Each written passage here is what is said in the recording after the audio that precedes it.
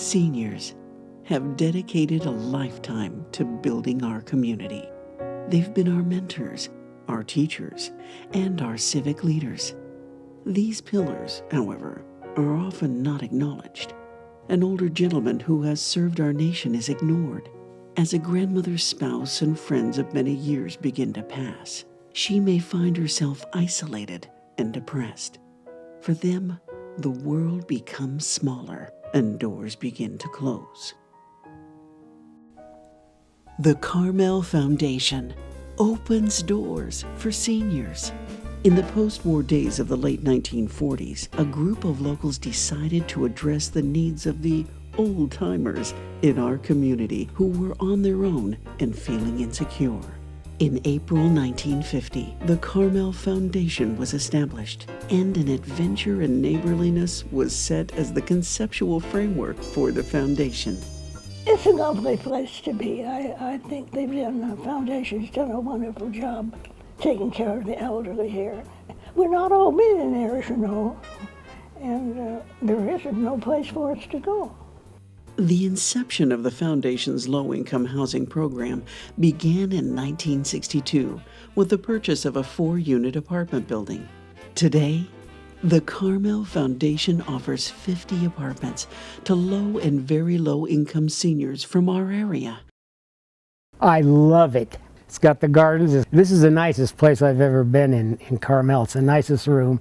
It's totally de-stressed my life. Since my landlord died, I've been stressed, like, where am I going to live? And I can't work. And I have a herniated disc in my back. And I don't have a car. And so it's been really rough. I couldn't ask for a better place. I don't know how I have karma enough to be able to be here. I'm very stoked to be here. I had a place up on the hill that I stayed there for a number of years, but the people who owned it had the opportunity to sell the house, so I had no place to stay. So I was out, and that's how I found the foundation, no place to go.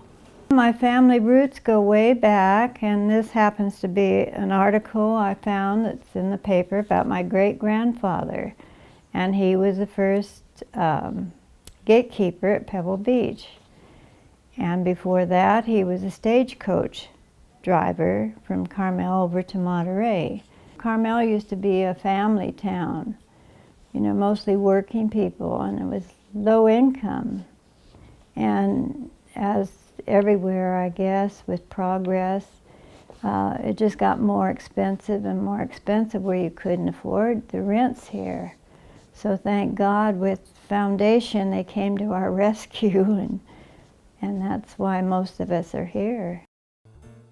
Homebound meal delivery started in November of 1960, when volunteers delivered freshly made meals in sealed containers to those homebound.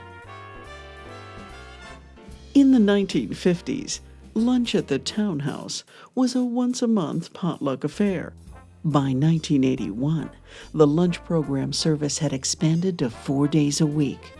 Today, chefs arrive before dawn to begin to prepare close to 100 meals each day. The opportunity to learn something new in a stimulating yet safe environment lessens the effects of listlessness and loss of enthusiasm for life and its adventures. Over 50 classes are offered each week, some of which are physically stimulating, some are intellectually stimulating, some are simply fun, all of which create an opportunity for learning something new, engaging in life, and making new friends. Keeping relevant with the times, a brand new program was initiated in 1995, the Computer Learning Center.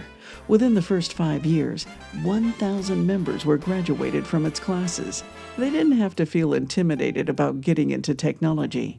After all, they were learning together at the foundation, where they already felt comfortable and at home. At the foundation, people's lives become enriched and their days meaningful. Seniors' lives can begin to thrive, and doors that were once closing can once again open. Whenever somebody needed someone to care, you were there. And I thank the Carmel Foundation for being there for me and for my friends. the Carmel Foundation came to my rescue, and here I am. I love it. They have kept the spirit of what they started out to do for the local people, and I think that's really unique. The Carmel Foundation does not accept government funding.